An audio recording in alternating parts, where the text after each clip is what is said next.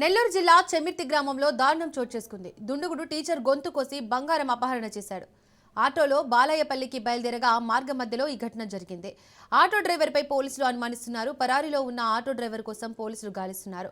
బాలయ్యపల్లి ప్రభుత్వ పాఠశాలలో టీచర్గా హరిత పనిచేస్తుంది. మెరుగైన వైద్యం కోసం హరితను ఆసుపత్రికి తరలించారు. పోలీసులు కేసు నమోదు చేసుకుని దర్యాప్తు చేస్తున్నారు.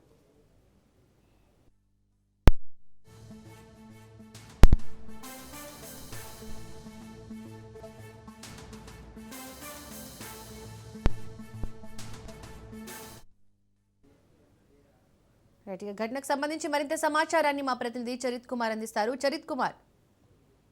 Thank you Deepika. ఏదైతే ఒక అమానవీయ ఘటన, అత్యంత దారుణమైనటువంటి ఘటన చోటు చేసుకునింది. మరికొద్దిసేపట్లో ఏదైతే విద్యార్థులకు విద్యా బుద్ధులు నెప్పేందుకు వెళ్తున్నటువంటి ఉపాధ్యాయురాలపై గుర్తు తెలియని వ్యక్తులా లేకపోతే ఆ ఆటో డ్రైవరా ఎవరైతేనేమి అత్యంత కిరాతకంగా దాడి చేశారు. ఈ దాడిలో ఆమె ఒంటిపై ఉన్నటువంటి బంగారంతో అయితే మాత్రం వాళ్ళు ఉడాయించినటువంటి పరిస్థితి ఉన్నది చెప్పాలి. ఈ ఘటన నెల్లూరు జిల్లా గూడూరు మండలం చేమిర్తి గ్రామం వద్ద అయితే చోటు చేసుకున్నది. ఇదే రోజుట్లాగానే గూడూరు నుంచి బాలాయపల్లికి ఆటోలో వెళ్ళేటటువంటి హరితను ఒక చీమిర్తి అనేటటువంటి గ్రామం వద్ద నిర్మానుష్యమైన ప్రదేశంలో గుర్తు తెలియని వ్యక్తులు చేశారనేది ఒక ఆరోపణ ఉన్నప్పటికీ కూడా ఆటో డ్రైవర్ పై అయితే కూడా అనుమానాలు వ్యక్తమిస్తున్నాయి. అక్కడ ఆ యొక్క మహిళా ఉపాధ్యాయులపై కిరాతకంగా దాడి చేశారు, గొంతు కోశారు, చేతి వేలను కూడా కట్ చేశారు. ఆమె ఒంటిపోయినటువంటి బంగారంతో అయితే మాత్రం అక్కడి నుంచి వెళ్ళినటువంటి పరిస్థితి. బంగారం అయితే చోరీకి గురైంది. ఆమెను అక్కడ పొదల్లో పడేసి వెళ్ళిన తర్వాత ఆ అటుగా వెళ్తున్నటువంటి వారు స్థానికులు గుర్తించి 108 వాహనంలో గూడూరు ప్రభుత్వ వైద్యశాలకు తరలించగా ఆమె తీవ్రంగా గాయపడటంతో అక్కడ ఆమెను చికిత్స అందించారు. విషయం తెలుసుకున్నటువంటి డిఎస్పీ గీతా ఆ ఘటన హాస్పిటల్ వద్దకు వచ్చి బాధితురాలను పరామర్శించారు. వివరాలు అయితే తెలుసుకుంటున్న పరిస్థితి చెప్పాలి. అక్కడి నుంచి ఆమె పరిస్థితి కొంచెం విషమంగా ఉండటంతో మెరుగైన వైద్యం కోసం నెల్లూరుకి అయితే తరలించారు. అయితే ఈ రోజు జరిగినటువంటి ఘటన కొంత మహిళా లోకాన్ని అయితే మాత్రం దిగ్భ్రాంతికి గురి చేసి భయభ్రాంతులు గురి చేసిందని చెప్పాలి. ఇక ఒంటరిగా వెళ్లాలంటే భయపడేటటువంటి పరిస్థితి. ప్రత్యేకంగా అపహరణ బంగారం కోసం ఒక మహిళా ఉపాధ్యాయురాలపై అత్యంత కిరాకంగా ఈ రోజు జరిగినటువంటి దాడి. అయితే దీనిపై అయితే మాత్రం అన్ని కోణాల్లో పోలీసులు దర్యాప్తు చేస్తామని కూడా చెప్తున్నటువంటి పరిస్థితి. ఇప్పటికే కేసు అయితే నమోదు చేశారు.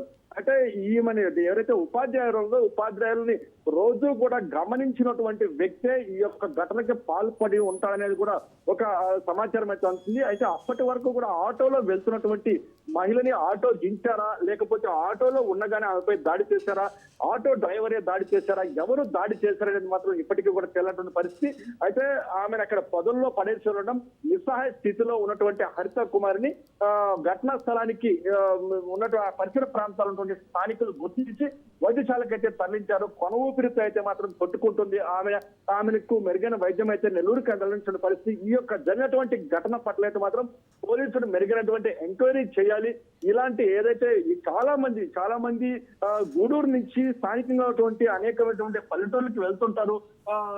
విద్యాపరంగా టీచర్లుగా పనిచేసే వాళ్ళు వివిధ రకాల వృత్తుల్లో వివిధ రకాలైనటువంటి హోదాల్లో పనిచేసేటువంటి గవర్నమెంట్ ప్రైవేటు ఉద్యోగాలకు వెళ్తుంటారు. వీరికి రక్షణ లేదు అనేటటువంటి ఈ ఘటన అయితే మాత్రం కొంత ఆందోళన కలిగిస్తుంది. ఇప్పటికైనా సమగ్రమైనటువంటి విచారణ జరగాలి. అంటే ఒంటరిగా వెళ్ళినటువంటి మహిళ పట్ల ఈ రకమైన దుశ్చర్యలతో పాల్పడడంపై అయితే మాత్రం సర్వత్రా విమర్శలు వినిపిస్తున్నాయి. పోలీసులు అంటే కొద్ది రోజుల క్రితం ఏదైనా గూడూరు పట్టణానికి సంబంధించి ఒక రాడ్లు కత్తులతో అయితే మాత్రం దొంగల హాల్చల్ కూడా చేసినటువంటి ఘటన కూడా ఉంది. ఇలాంటి ఘటనలు వరుసగా చోటు చేసుకుంటున్న నేపథ్యంలో ఇప్పటికైనా సరే పోలీసులు కొంత శాంతి భద్రతల పట్ల కొంచెం కఠినంగా వ్యవహరించాలి. ఎవరైతే ప్రధానంగా జిల్లాలో గంజాయి మత్తు అయితే మాత్రం కొంత పెద్ద దానిపై దుమారమే రేగుతుంది. అలాగే ఈ యువత క్రికెట్ బెట్టింగ్లకు అలవాటు పడడం, వీళ్ళు జలసాలకు అలవాటు యువత ఈ దొంగతనాలకి వీళ్ళకి పాల్పడుతున్నట్టు కూడా అనేక మార్లు రుజువైనటువంటి నేపథ్యంలో ఈ రోజు జరిగినటువంటి హరిత కుమారిపై జరిగినటువంటి దాడి ఏ కోణంలో జరిగింది, ఏదైనా తెలిసిన వారు చేశారా, గుర్తు తెలియని వ్యక్తులు చేశారా, బంగారం కోసం చేశారా, మరే ఇతర కారణం అయితే ఉందో దీనిపైన మాత్రం సమగ్రమైనటువంటి దర్యాప్తు చేపట్టాలి. ఏదైతే మహిళా ఉద్యోగులకి రక్షణ పోలీస్ శాఖ ఉందనేటటువంటి నిరూపించాల్సినటువంటి వారికి ధైర్యం నింపాల్సినటువంటి సమయం ఇది అని కూడా అందరూ కూడా భావిస్తున్నటువంటి పరిస్థితి దీపిక. రైట్ సరే, థ్యాంక్ యూ.